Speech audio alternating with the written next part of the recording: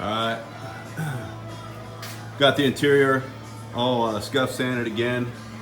I decided to give it one more full coat because I had a few issues. I had some blotchiness up there, and I had some dust nibs in there that I wanted to get out. So I went ahead and got a whole other full quart of paint, and I got to hit that steering column anyway. I scuff sanded it again because I only got one coat on it originally. And there was some areas on the kick panels that I needed to fix. Once I got a little paint on them, I saw some areas that I wanted to take care of. So anyway, I've got this plastic down so that I don't get a bunch of dry paint particles coming off this roof, hitting it and leaving a bunch of dust on the floor. So I'm going to hit this top right here first, and then I'll come down the window pillar there and down the back, and then once I get down to this point right here, I'll pull the light out of there, pull the plastic out of there, and then hit the floor and the column. I also have to do this steering wheel. I've got rigged up here with some wire. It's not the best place to put it, I guess, but it's kind of good because this dust filtration will catch any overspray. So I'm going to have that going, which I've been using. I got my paper here. When I lift the garage door up, I'm going to have that paper to keep air from coming in, and of course the fan's on as well. So got everything else covered, including the newly installed inner fenders. So get this interior taken care of, and then tomorrow we'll begin the process of putting this front end together. So all right, here we go. All right, it's done. Shot some more light fawn on the roof up here, down the pillars, down the back side.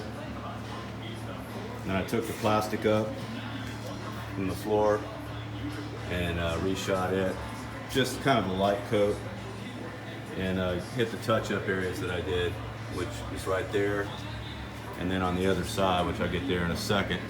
But yeah, it looks pretty good. It's metallic.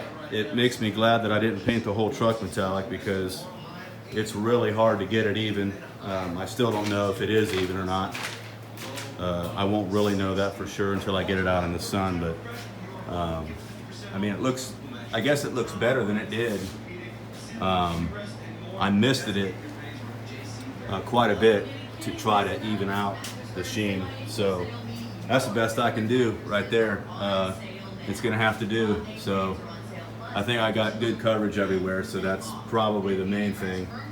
If there's any sheen disparity or something like that, I'll just have to deal with it. But and I got a couple of good coats on this column, and as best as I can tell, I got this steering wheel pretty good as well. It's not perfect though. There's some blemishes in the steering wheel, but it's definitely better than it was, and I can definitely use it for now. I may end up getting a different steering wheel somewhere down the road if I find one that's got a custom horn bar on it, which maybe that'll happen at a swap meet or a car show or something like that down the road. But I'm going to deal with that steering wheel the way it is for now. But all right, so this the interior is now officially done, and just going to let it dry, and then tomorrow take off all this plastic and stuff and start the assembly. So we'll walk around here the other side again. Good thing is that light fawn, get it by the quart for 50 bucks, which sounds expensive, but I spent a lot more on the red than that. So of course I bought 3 gallons or 2 gallons of it, 2 gallons in a quart anyway. So yeah, that's looking pretty good. I think that'll work. So all right, we'll see you on the assembly later. I figured I'd throw a little bit of this hood in the video as well. I had to set it outside and get it out of the way while I was spraying the interior. Had it covered with this plastic over here in this blanket so it wouldn't blow off. But yeah, that is looking good there. I'm real pleased with the way that's come out. There's really hard to see any orange peel in it at all. So it should make the rub out procedure pretty easy. There you have it. So anyway,